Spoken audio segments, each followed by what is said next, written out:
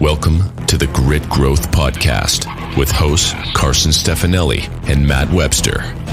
Our mission is to build grit in people. Our vision is to restore American grit to its former glory. Here, you will find inspirational interviews of strife, spirit, ultra accountability, and ultimate triumph, all in the form of casual conversations. You can join the Grit Growth movement to build an unprecedented force of conquerors both in business and in life at www.gritgrowth.org. Commit to conquer, lead your life, leave a legacy, gather your grit, and let's get after it.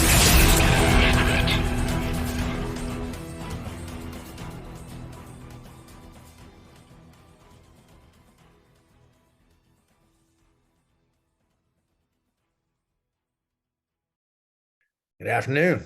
Good afternoon, Mr. Mayor. How are you today? I'm wonderful. How about you guys? Excellent. Doing well. How you doing? I'm Matt Webster. Good to meet you, sir. Nice to meet you as well, Jordan Marlowe. Excellent.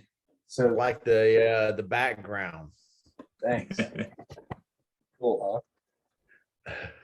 huh? So, yeah, thank you for joining us. And when I first made a list of people who I thought had grit and I would like to interview, you were high up on the list. Honor.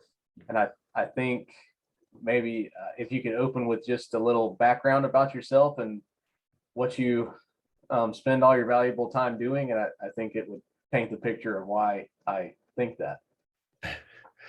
Well, I appreciate that. I always enjoy doing this kind of stuff. I've been a teacher at Newberry High School for 16 years. I've been an elected official in the city of Newberry now for 11 years.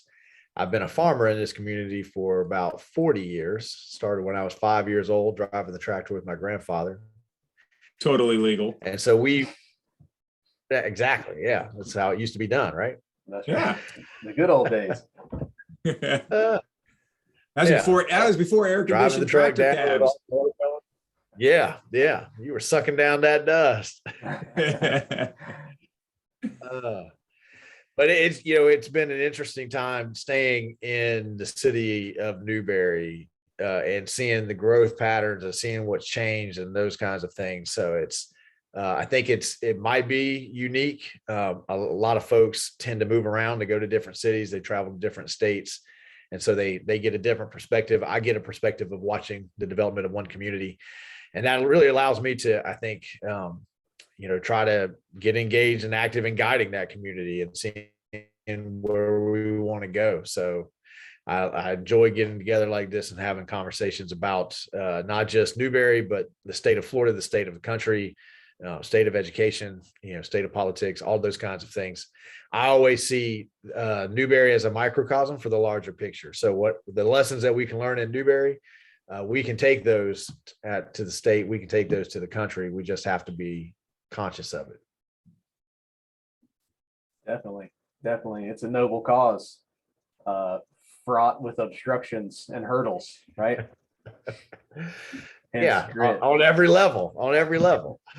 Yeah. There's so many gritty things there to unpack, and I don't know where it's going to go, but maybe there needs to be multiple episodes here. But because I think being a teacher has got to be one of the most grit requiring professions, right? And so I'm curious about that, but I'm also curious about the grit that you see as a teacher in the high school age kids. That's something I'm really interested in and fascinated by. And how do you, develop it into the next, as they progress into professional adults and contributing members of society? What, is the indicator that you see in the high school age, and how does that translate as they develop? I think you hit on a lot of points there, especially that at the end. I mean, teaching is a profession where on the one hand, we're not trusted to select books for our classroom. And then on the very next hand, we're asked to carry a gun and into the classroom. So, it really depends on the day, the conversation that we're going to have when it comes to teachers. And it, 16 years has really changed. And one of the things that I think that has changed that ties in to that question about the grit of the students is consequences, and how every single year consequences for our actions seem to be receding, and how difficult it is to raise adults in a world where they are raised in an environment that lacks consequences and expectations. So, when you were a student at Newberry High School and you were in an AP class, you had summer work, you had higher levels of expectations. You had to sign off. Your parents had to sign off that you were going to be in that class, and there was going to be college level content. Now, if a kid wants to be in it or a parent wants to be in it, then they're put in it. Whether they're able to do that work, that college level work, or they're not able to do that college level work. And then once they're there, everybody gets an A, right? If they came to class and they tried, why does my kid have a B, So, I think that in order to raise adults, in order to raise citizens that have grit, they have to go through the fire. They have to go through some hard times. They have to struggle. And that's what college is about. That's what AP classes are about. That's what football practice, right? Summertime practice used to be about. Can you make it through the fire of a Florida summer with your coach yelling at you to push harder and not quit? That's where you get grit, right? That's how you learn it. And we've lost that connection between real consequences and rewards and creation of grit. So part of what I think we have to do, what we really try to do at Newberry, is if I say it, I mean it. And I'm going to support my colleagues, and I'm going to support my administration. I expect them to support me too, because we're trying. It's never about the book that you're reading. It's never about an essay that you're writing. It's about the work ethic. It's about the determination. It's about I signed up for this class. I didn't have to take this class. It was voluntary. And so I'm going to see it through to the end. Definitely. So how do you great points. Love it. Absolutely love it. And the hard work, the struggle, lack of consequence with authority, leads to entitlement, which is kind of what we got, right? I mean, you're given kind of a responsibility, but there's no consequence. So then you become entitled.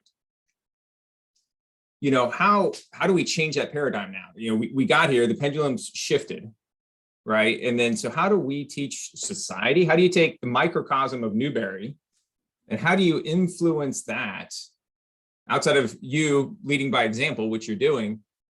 How do we put that back into schools? How do we train parents not to be helicopters?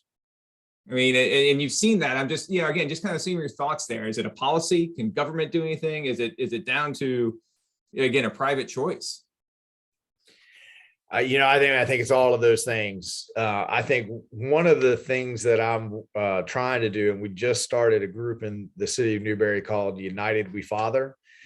And one of the points we hammered on at our first meeting is that we need a mental shift among the parents who are truly trying to parent their children and raise those adults. Because right now, the only voices in the room are of the parents of the most challenging students. So at the end of the year, I can see the same parent has walked into the front office a dozen times and has pitched a fit and yelled at everybody. And then I can see the parents of students who are sitting there every day in their desk. They've got their pen, they got their paper, they're trying, they want to learn, they want to participate, and they can't be taught because of one or two kids on the other side of the classroom. And their parents are telling their kids, guys, life's not fair. You got to suck it up. Next year will be different. And we need those parents to be just as vocal about their rights for their education and their rights for a safe environment as the parents of the most challenging kids, they've got it. They figured out that school boards are scared to death of lawsuits. So all you have to do is say, I'm going to sue, right? We're terrified of being called a racist in this country. So if it's an African-American student or a student of color and the teacher is white, I can pretty much just say anything about race and I'm going to get through the door, right? The consequences piece will automatically lessen. And somewhere we have to find the gumption to say, we absolutely have racial elements in our history. There are those aspects we have to address, but everybody today is still making choices, and those choices have consequences. And if this kid is acting up, we're going to have the same consequences as if this kid is acting up. And then we got to see that through. So, we need everybody to use their voice and say, wait a minute, I got 23 kids who are really trying to do the right thing, and they can't because I got 2 kids that aren't doing the right thing. And somehow those 2 kids are sucking all the oxygen out of the room, both in the classroom and in the principal's office. And I need 23 parents in the principal's office saying, what are you doing to get those 2 kids out of the room? Because I want my kid to have consequences. You got 60 kids on the football team. A coach grabs a face guard and pulls the kid in to yell at him. Well, I got 59 other parents who say, yeah, that's exactly what my coach did to me. Right. But all we ever listen to is the one parent who said, why did you don't touch my kid? Right. So it's almost teaching the parents to be advocates. I think so. Yeah. To speak up is one way. Don't be afraid to speak up. Don't be afraid to speak up, which is, I would imagine that we could probably have a lot of conversations, and that's the end of the conversation, right? Is don't be afraid to speak up. Mm-hmm. There's no conversation that I'm afraid to have. If I'm afraid to have a conversation, then I need to have a conversation about why I'm afraid to even talk about it, Right. We've done a lot of work in the city of Newberry on race relations in our history. And I've had a lot of older white people express to me fear that we're drudging up the past. We're scratching old wounds. And that's generally my response is all we need to do is have a conversation. Let's listen to both sides. And why are we afraid to have a conversation? Why are we afraid to talk about it? That's right. If you don't acknowledge the past, if you don't remember the past is going to repeat. History will repeat itself. Yep. Sorry, Carson, I jumped on you there. Oh, that's okay. It's all good. Feel free. One thing I heard in there that I wanted to circle back to is we talked a lot right there about consequences, but the flip side is opportunities too, right? So the kids that are getting all the attention and they're squandering it are they have the same opportunity that the other 23 want to capitalize on. Why are they squandering it? Yeah. Can they be taught also? Is there education to be had there, so maybe less of that potential will get squandered?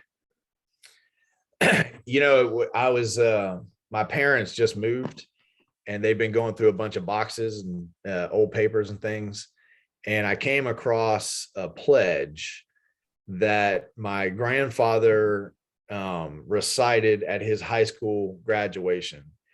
And it is about core values, core American values of opportunity, of freedom, of personal choice. And somewhere along the line, and I'm not sure what generation this happened, we, stopped realizing the opportunities that this country provide. And one of the things that I get an opportunity to do is take students overseas. We just came back from Scotland and Ireland, and it hasn't been forgotten outside of America. The rest of the world still views America as a land of opportunity. The bus driver that was driving us around Ireland this year was talking about how his daughter is working hard at her grades and she's a swimmer because she wants to get to America because she sees America as the land of opportunities, and she wants, she has dreams, right? And so she wants to come here.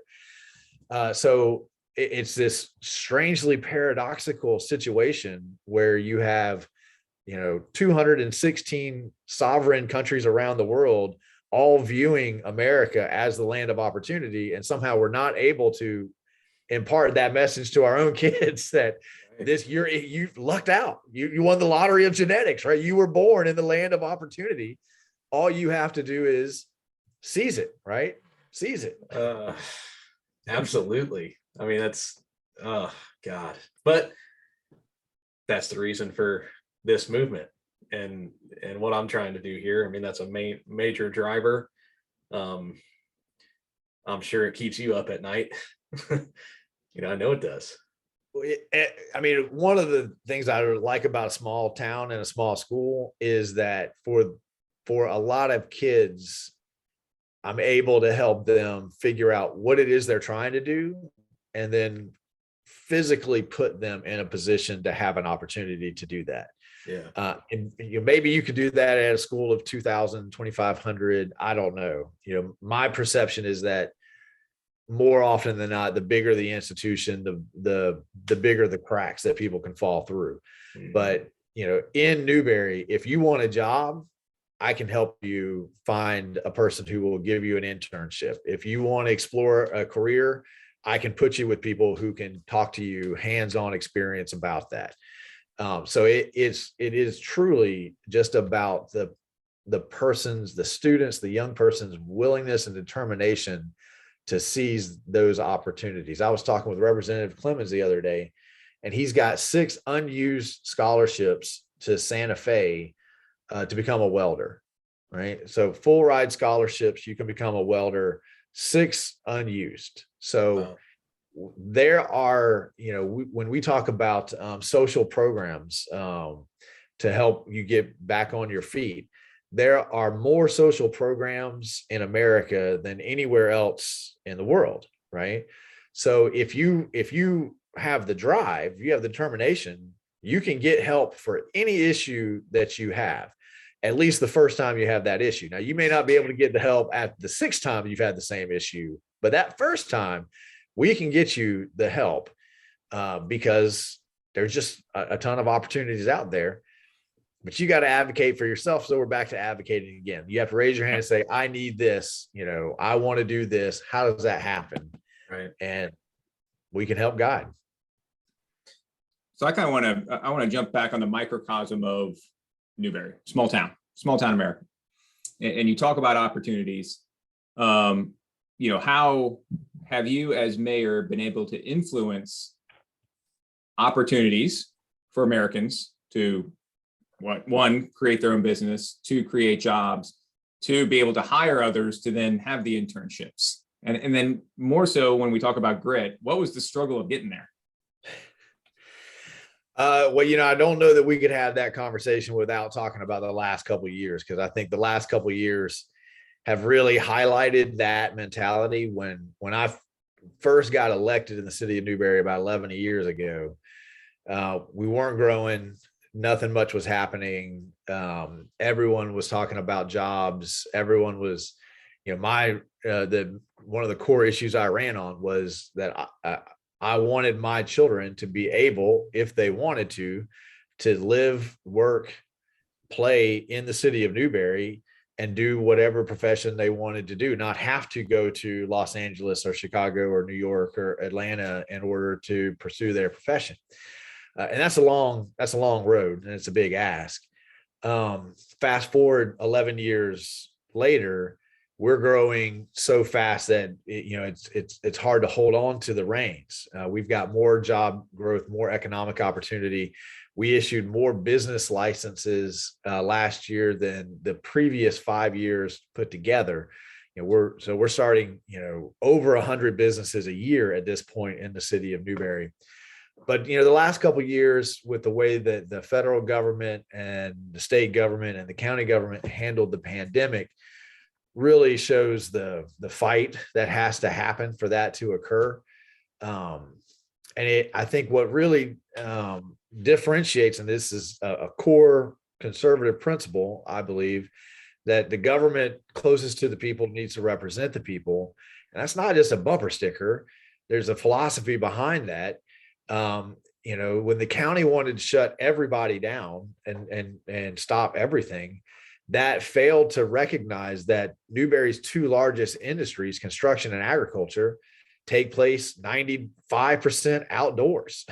There's no reason to limit or hinder those activities. In fact, we want to encourage people to get outside. That was the whole message. Go outside, fresh air, wind, right? Activity, stay healthy, all of those kinds of things. And we had to pass a resolution in Newberry opting out of the county's ordinances and going with the governor's ordinances in order to do that. The county was punitive later on. They refused to give us some money that came down from the state that they had control of because we weren't adhering to their ordinances. We weren't adhering to their rules. It's a constant battle of having to stand up and say, wait a minute, what's going on the eastern side of Alachua County is not what's going on in the western part of Alachua County. We're about to have that fight right now with the half-cent sales tax that the county is putting on the ballot here. The formula for distribution is the same that they tried to pass in 2014, which is the same that they tried to pass 10 years before that. It's not recognizing that the growth has happened in a different way. And I think that when you adhere to those core principles, the rest of it takes care of itself, right? So we had businesses that came to Newberry that started businesses that created jobs, or that flourished because they couldn't do their work anywhere else. And so Champions Park, wonderful example. Champions Park was the only park in Alachua County that could operate because they were under our governance, not under Alachua County's governance. They hosted tournaments that brought in people from as far away as California and Oregon. Now, those teams are still coming back to Champions Park. Champions Park was struggling before the pandemic. Now it's flourishing after the pandemic because we empowered them to make their own choices. We said, this is an outdoor activity. It's recreational. We are sure that you can figure out how to do this safely. We expect you to do that. They did, and now they're reaping the benefits. And I love it. I love the empowerment, down, like, again, here are the rules, go follow them. We're going to stay out of your way. Right. And kind of that capitalism, having the liberty to run your business. At that core principle, right? Yeah. Core principle. We have, government has a role. We have some things that we have to do, but those always need to be in partnership. I think if you look at affordable housing in Alachua County, the county commission has worked on affordable housing for the last 25 years, and Alachua County has some of the highest housing costs of anywhere in the state of Florida. So clearly something's not happening well, right? Something's not being done correctly. I think what that is that in Newberry, we try to partner with our businesses. We try to sit across the table and say, what do you need to be successful? Here's what we need. How can we work together to accomplish our mutual goals? And I don't think that that's the mentality that happens in other places all the time. I hear stories about it costing $75,000 to take down one tree in the city of Gainesville. Well, I like trees. I think trees are great. And I could certainly understand, that sometimes you have a century-old oak tree, but I think you could also ask those businesses to plant more trees somewhere else, right? Other types of trees. I think there's a compromise in there somewhere, because the developer is not going to eat $75,000, right? I mean, the developer has a profit margin. They're going to pass that $75,000 on, and it's going to end up in the young couple who's trying to buy their first house. And now that house costs them $6,000 or $7,000 more than it would have cost them, because the developer has to make up, 5 trees that they had to save that ended up costing $500,000. Yeah. Well, I think you mentioned something in there when, within COVID, you said, we're going to opt out, the county's rules and go with the state. And when you kind of talk about that grit and looking for that opportunity, you had a wall, you had a barrier. You said, you know what are ways that we can get through this barrier? Do we go above it? Do we go around it? Do we go below it? Do we go through it? And you found a way to make opportunities for your community in the face of adversity. You didn't sit there and take it and say, yeah, that's what it is. Yeah. And that's always difficult because generally nobody wants to be the first to do that. So, everybody's sitting around, I think, generally having a lot of the same thoughts, but it's hard to be the first person to raise your hand and say, is this really the best way that we could go about this? I mean, it's kind of like, I don't know if you saw Alachua County School Board just passed a clear backpack. They want everybody to have clear backpacks. And then within 24 hours, they reversed themselves on that. But somebody, and they got a lot of feedback, but somebody had to be the first to raise their hand and say, look, we all want to keep our kids safe, but is this really an effective use of dollars, time, and energy? Is this really what's going to keep kids safe? Right. And that's the hard part, being that first one. And unfortunately, Newberry, more often than not, is the first to raise our hands. I would rather, if we're going to have a disagreement, I'd rather us go ahead and have a disagreement. Let's talk about it. Let's get it over. I don't want to sit back. I don't want to sleep on it. I don't want it eating away at me. Let's just go ahead and say, hey, this is how I feel. This is what I think.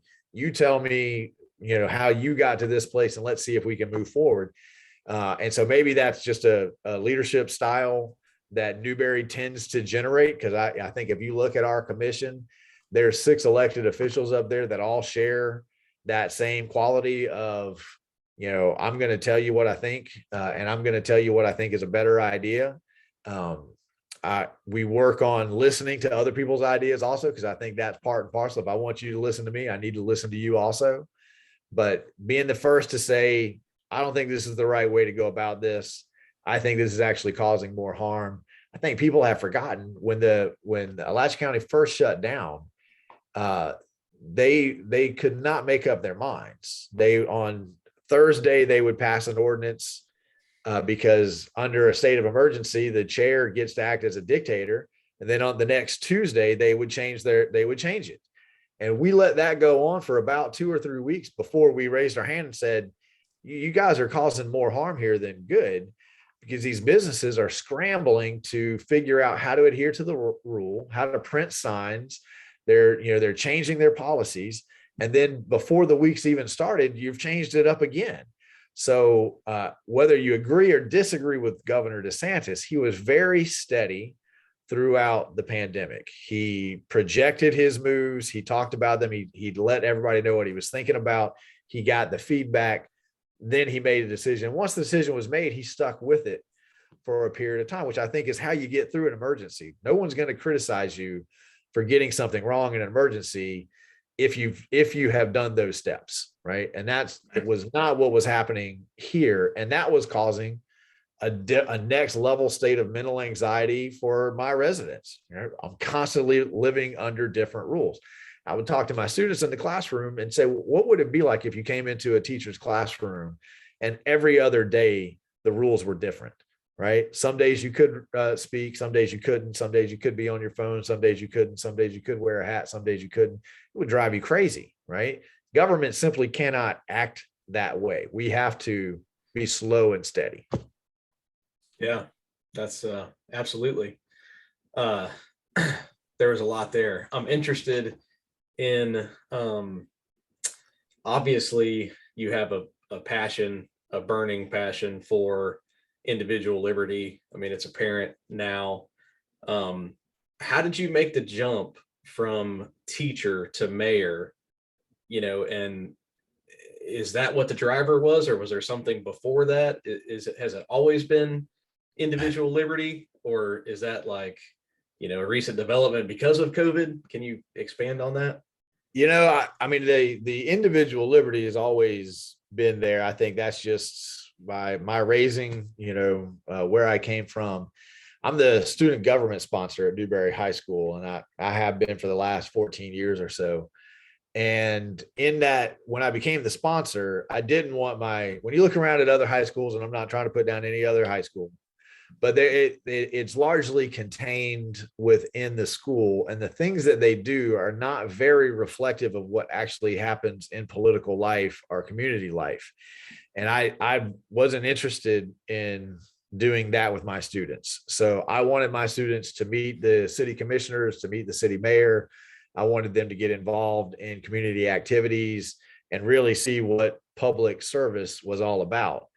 And somewhere in that, I got sucked in as well. And the mayor appointed me to a couple of community committees. I sat on the economic development committee. And then, a seat came open, and my students encouraged me to run.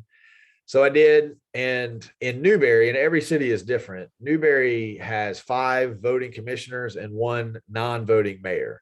So it's a really important for sunshine laws, bureaucratic red tape laws to know that structure. But it means that in Newberry, the mayor can have one-on-one conversations with all of the elected officials. That can't happen in Gainesville. It can't happen in any other city, actually, in Alachua County, because the mayor has a vote. So the mayor can only tell you in any other city what the mayor thinks. When you ask me, I can tell you where our commission is. I can say, well, the bulk of the commission believes this. It also helps us build consensus and find those compromises. And so I served as 6 years as a commissioner.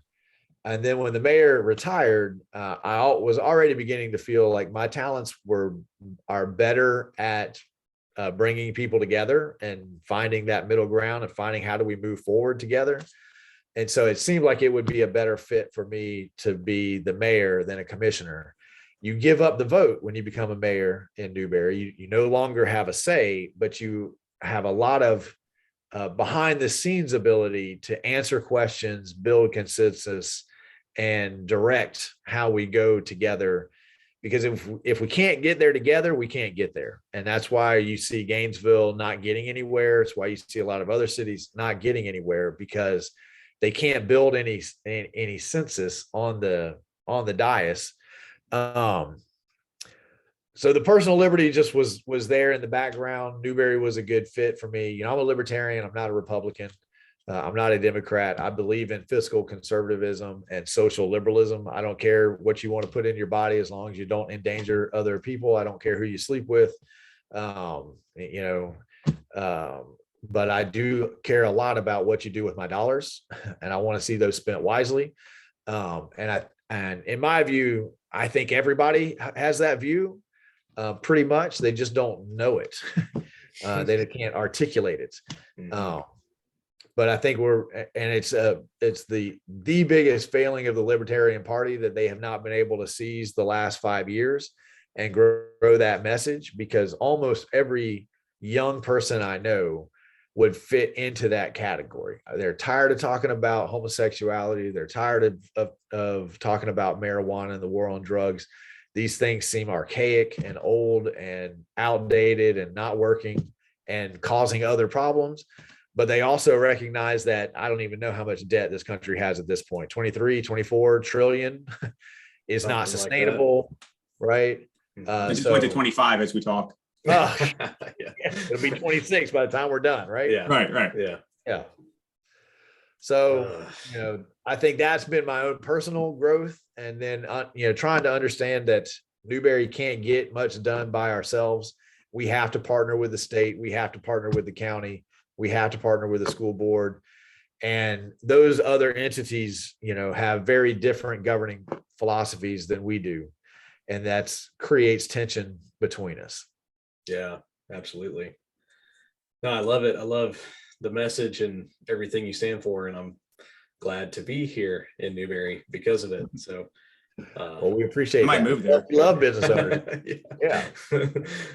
Maybe you can annex Webster's farm in. Yeah, exactly. That might be tough. It's kind of a stretch, but we just got to get everybody in between. Then we can make it happen. Right. A little ways to go. Yeah. Awesome. Okay. Well, yeah, no, that answers my question. I think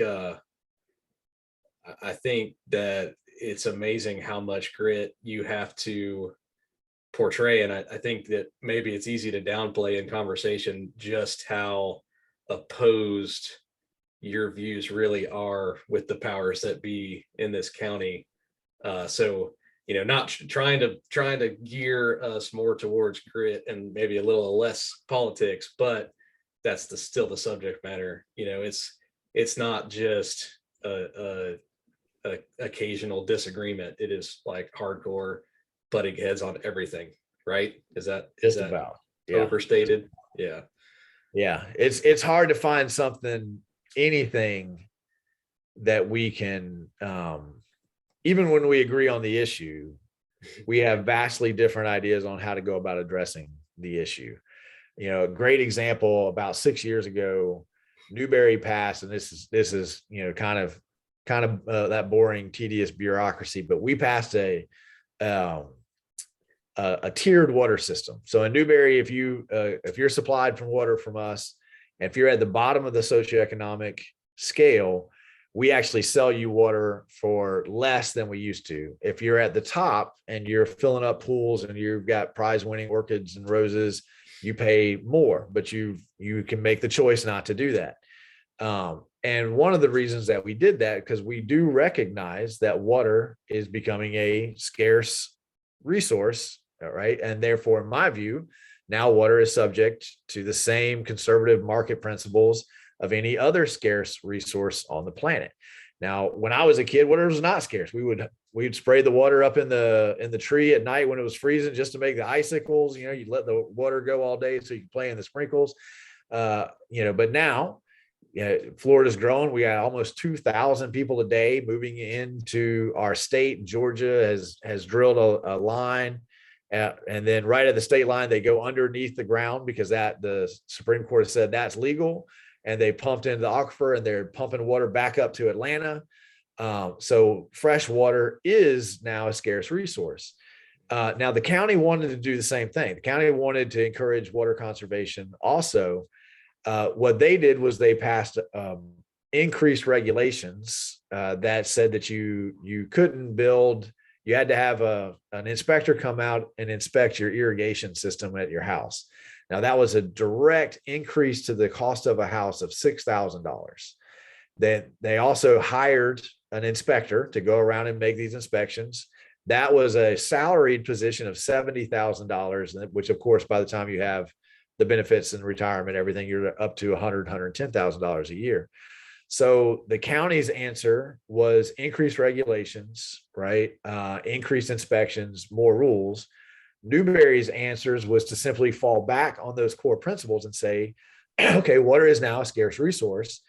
We want, for life needs, washing clothes, bathing, drinking, cooking, we want to provide that scarce resource cheaper. But for things that are pure choices, right? I just want that Irish emerald green lawn, right? Then you can pay more to make that choice. Newberry, the county reduced water consumption in their areas by 0.01%. Newberry reduced water consumption by over 7% citywide, and irrigation consumption by over 27% citywide. So from my view, if you decide on what your core values are, and then when all of these issues come up, you simply try to figure out a way to adhere to your core values, I would argue that you generally end up with a better result at the end. Newberry is now leading the way when it comes to water conservation, a top 5 environmentalist issue. And we did it without any more regulations, any more bureaucracy. We simply treated it as a commodity. Do you think that, if we had a grit meter, 1 through 10 grit meter, and we put your grit at a 7 or 8. All right, we're going to just kind of, for conversation, it might be a 9 or 10. 7 or 8 is pretty high. I like it. Yeah. Have your core principles allowed you kind of the grit to drive forward in the face of adversity? Because I'm hearing a lot about core principles. I think so. And how'd you develop your core principles to then let it drive you? Say that one more time. how'd you develop your core principles or recognize them to then help it drive you? Is that something that you knew as a teenager? Is it something you developed in your 20s? Is it something, through experience? Because, if I'm listening to this, and I'm trying to find my grit, and it sounds like core principles help drive you, your decisions, your grit. How do you develop, so that's now the root is the core principles. How do you find, develop, refine those? It's a great question. And I would actually say that my students hold my feet to the fire on a daily basis and create situations where I'm constantly in that process of self-reflection, because my teaching style and the courses that I teach they're a lot of English, a lot of literature. So there's a lot of philosophy of, what did this character do, why they're doing it, those kinds of things. But it's always about pulling it back out to real life, right? If we're in these situations, what decisions would we make? So every day, I have to go into a classroom of 25 to 30 kids, and adolescents are the most judgmental demographic of people out there. And they're also the most brutally honest at asking questions. I think somewhere along the line as adults, we don't ask these kinds of questions anymore. We're so sensitive that when we're at dinner parties, we're kind of feeling everybody out to see if we were already going to agree. And we only have these conversations if I think you're already going to agree with me. And then that doesn't give us the opportunity to go back and ask ourselves, am I still doing what I think is the right thing to do? By nature of my two jobs, I'm structurally put into a situation where I'm constantly having to ask myself, am I doing what I'm teaching my kids to do? And I think it would be a shameful moment if I had to go into the classroom and tell my students, that I did something last night on the dais that does not adhere to what I would teach you guys to do. So, I would say that probably my students and now my own children put me into a situation where I'm 100% aware that I'm being watched, and every decision that I make, every sentence that I utter is going to be held up and compared to, well, Mr. Marlowe, this is what you taught us. Remember, we read Mice and Men, and you said this, right? And you talked about this principle, and you talk, how do you align that? And I'm not sure that other professions, a lot of politicians become career politicians, and maybe they don't have the same opportunity for that self-reflection that I get, because I know that I've got to go into a classroom and I'm going to be talking about ethics. I'm going to be talking about values. And I got to look them in the eye too. Absolutely. Yeah, that's interesting. I think maybe some people might say you just have a abnormally high self-awareness, but you learned it. It's not natural. I mean, it's what you're saying. It's been driven and derived from your career over years. So I think that anybody can develop that self-awareness, but it takes sometimes uncomfortable time spent staring in the mirror to see, am I really walking the walk or talking the talk? It is tough, because kids will point out when you've messed up. If they would pay as much attention to the lecture and the books, they'd be exactly. Yeah. But it's they're looking for it. They're looking for those, and their mission every day is to derail the lesson and let's talk about you, right? Let's talk about what's going on in the world. Let's talk about something else. But a lot of times those are also the best teachable moments, because I think education, especially that type of education, works best when you have something in close proximity to compare it to that you're understanding. If there's something going on in California, I'm pretty disconnected from that. There's tragedy going on in another country, I'm pretty disconnected from that.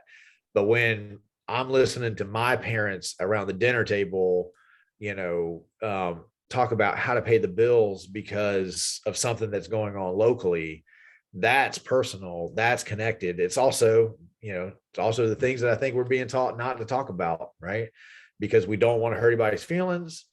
We don't, people are going to be emotional about it. So we have gotten really good at avoiding those kinds of conversations. And in the classroom, because I'm competing with cell phones and television, those are the kind of conversations I want to get. I want to get in something that grabs your attention and is real life for you. Yeah. I like that term you threw out, teachable moments. That's one of my wife's a teacher, or was, and it's one of her favorite things, when our kids present an opportunity for a teachable moment. Yeah. And full circle, right? Getting back to the parents speaking up, teachable moments are super valuable, and there's a huge opportunity cost if you miss one. Do you ever find yourself, later kicking yourself that you missed one? Every day. Yeah. I don't know that and not even facetiously, I don't know that a day doesn't go by where I don't stop and think about that I blew that moment, right? Whether it's in the classroom or on the dais, and things are happening, you got 5 kids asking you questions on the dais, you're looking at the agenda, you're going to be there till 11:30 at night, you're trying to move things along, and 2:00 in the morning, you'll wake up and you'll think, that student was asking me something that, if I'd handled that differently, it would have been an impactful moment, and I missed it. Right. I wasn't tuned in. I'll be resident will be saying something, and I took the wrong tack. I was trying to explain when I really should have just listened. I blew it, So, I mean, those happen, I think, all the time. And I think for me personally, it's because I'm trying to do too many things and I'm not able to be in the moment as much as I want to be in the moment. But I love all the things that I'm doing. I don't know how to stop doing any of them, that's the conversation I always have with my wife, right? I love the sports I coach. I love being the SGA sponsor. I love the classes I teach. I love the community. I don't know, who do I say, I don't have time for you anymore, But sounds like a echo chamber in here with me and my wife, but yeah, go on. Sorry. Yeah. And I think that's part of the societal problem is that we've got, a handful of people like that, that we want to do, and we want to do a lot. And then we've got a lot of people who are there's an economic term for it, just went right out of my brain, but they're the free riders. Sounds a little bit too harsh, but someone else is going to do the work. So sucklers. What's that? No, that's probably too harsh too.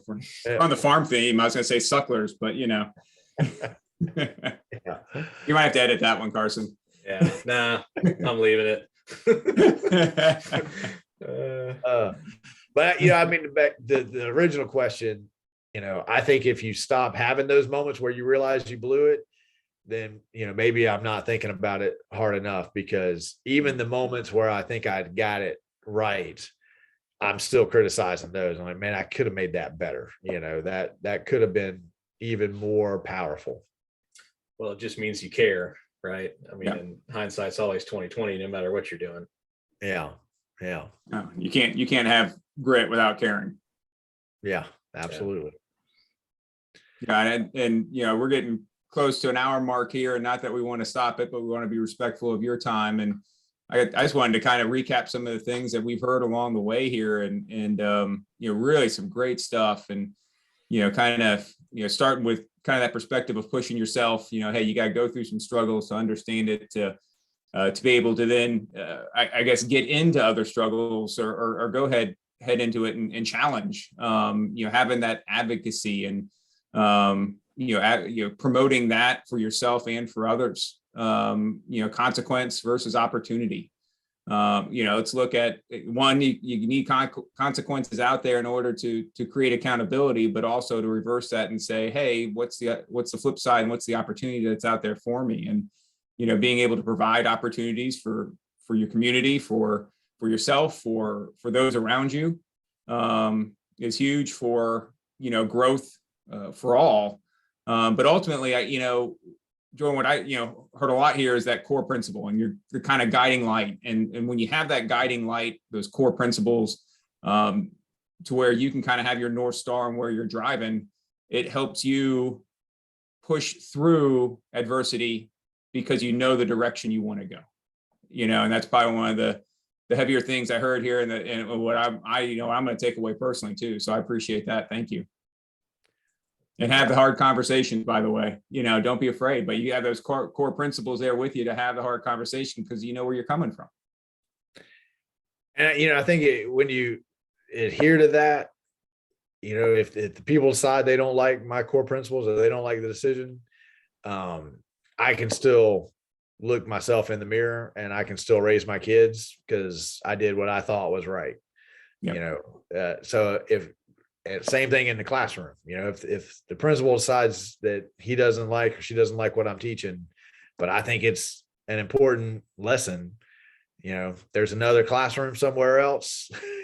Being an elected official, in my mind, in this country was never supposed to be a career. It was always supposed to be a service that you temporarily did your time and then you stepped out of the way so someone else could do their time. And that, keeping those thoughts help continue to adhere to those core principles, because the more pressure it is that the job is more important than the principle, the more likely it is that you'll, abrogate the principle to keep the job. Definitely. Well, we really, really appreciate your time.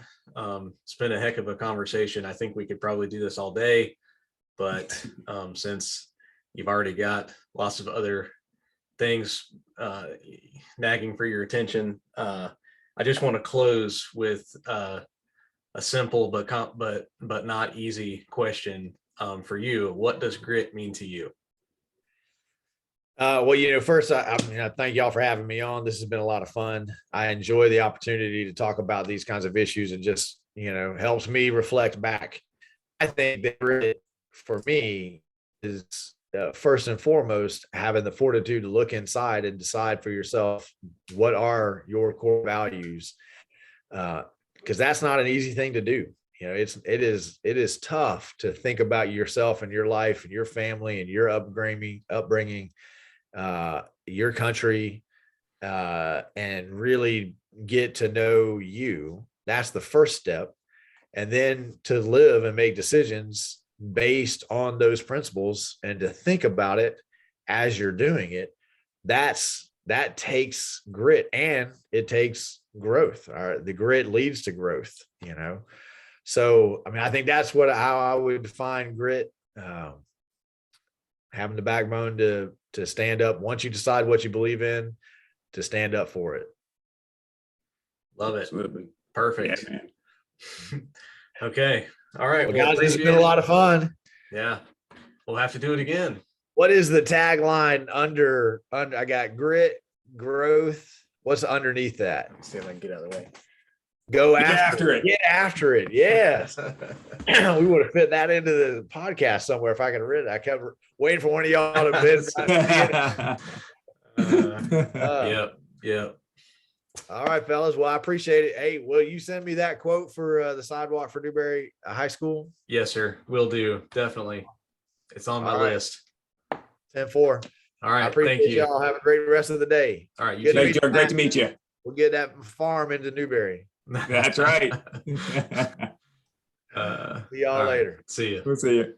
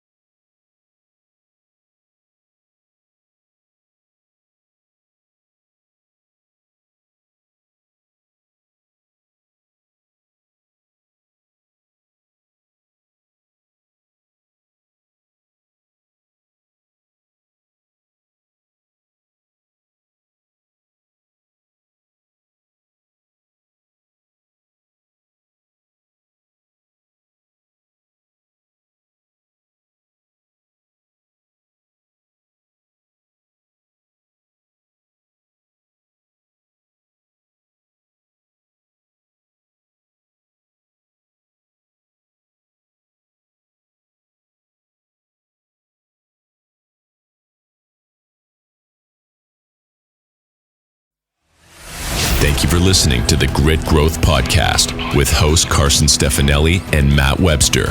We sincerely hope you were inspired by the interview and found at least one useful tool or tactic to implement in your own life. Now, level up by taking immediate action. Apply one lesson learned to your life as soon as possible to make sure it sticks. Post it and tag us to increase accountability. You can join the Grit Growth movement to restore American grit to its former glory by building an unprecedented force of conquerors, both in business and in life, at www.gritgrowth.org and wherever you're active on the socials. Please also drop a rating and review on your podcast app, as it goes a long way in helping the movement gain traction. Now, don't let this inspiration go to waste. Commit to conquer. Lead your life. Leave a legacy. Gather your grit and go get after it.